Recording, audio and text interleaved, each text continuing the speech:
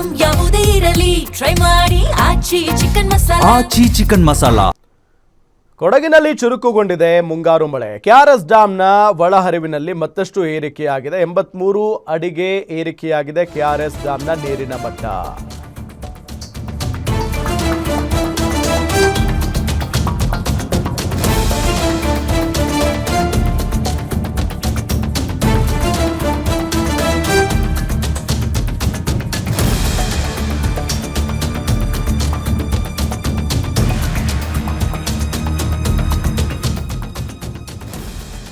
KRS ಡ್ಯಾಂನ ಒಳಹರಿವಿನಲ್ಲಿ ಮತ್ತಷ್ಟು ಏರಿಕೆಯಾಗಿರೋದು. 83 ಅಡಿಗೆ KRS ಡ್ಯಾಂನ ನೀರಿನ ಮಟ್ಟ ಏರಿಕೆಯಾಗಿದೆ.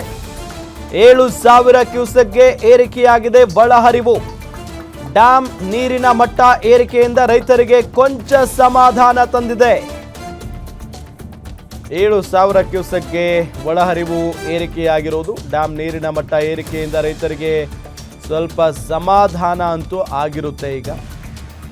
ಸೊ ಕೆಆರ್ಎಸ್ ಡ್ಯಾಂನ ಇಂದಿನ ಮಟ್ಟ ಎಷ್ಟಿದೆ, ಗರಿಷ್ಠ ಮಟ್ಟ ಎಷ್ಟು ಅಂತ ಅಂದರೆ 124.80 ಅಡಿ.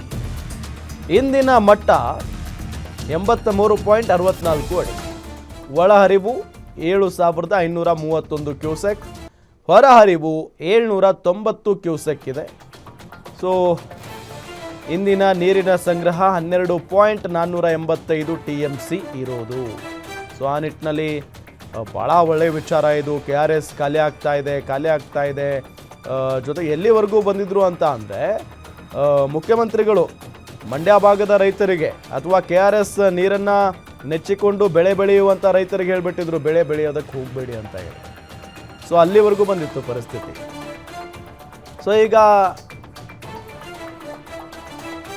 ಮಳೆ ಸಿಕ್ಕಾಪಟ್ಟೆ ಬರ್ತಾ ಇರುವಂಥ ಹಿನ್ನೆಲೆಯಲ್ಲಿ, ಅದರಲ್ಲೂ ಕೊಡಗಿನಲ್ಲಿ ಮುಂಗಾರು ಮಳೆ ಚುರುಕುಗೊಂಡಿರುವಂಥ ಹಿನ್ನೆಲೆಯಲ್ಲಿ ಕೆಆರ್ಎಸ್ ಡ್ಯಾಂನ ಒಳಹರಿವಿನಲ್ಲಿ ಮತ್ತಷ್ಟು ಏರಿಕೆಯಾಗಿದೆ. ಇದರಿಂದ ರೈತರಿಗೆ ಸಿಕ್ಕಾಪಟ್ಟೆ ಖುಷಿಯಾಗಿರುತ್ತೆ ಮತ್ತು ನೆಮ್ಮದಿ ಬಂದಿರುತ್ತೆ. 83 ಅಡಿಗೆ ಏರಿಕೆಯಾಗಿದೆ ಈಗ ಕೆಆರ್ಎಸ್ ಡ್ಯಾಂನ ನೀರಿನ ಮಟ್ಟ. 7,000 ಕ್ಯೂಸೆಕ್ಗೆ ಒಳಹರಿವು ಪ್ರಮಾಣ ಏರಿಕೆಯಾಗಿರುವುದು. ಡ್ಯಾಂ ನೀರಿನ ಮಟ್ಟ ಏರಿಕೆಯಿಂದ ರೈತರಿಗೆ ಕೊಂಚ ಸಮಾಧಾನ ಅಂತೂ ಆಗೇ ಆಗಿರುತ್ತೆ.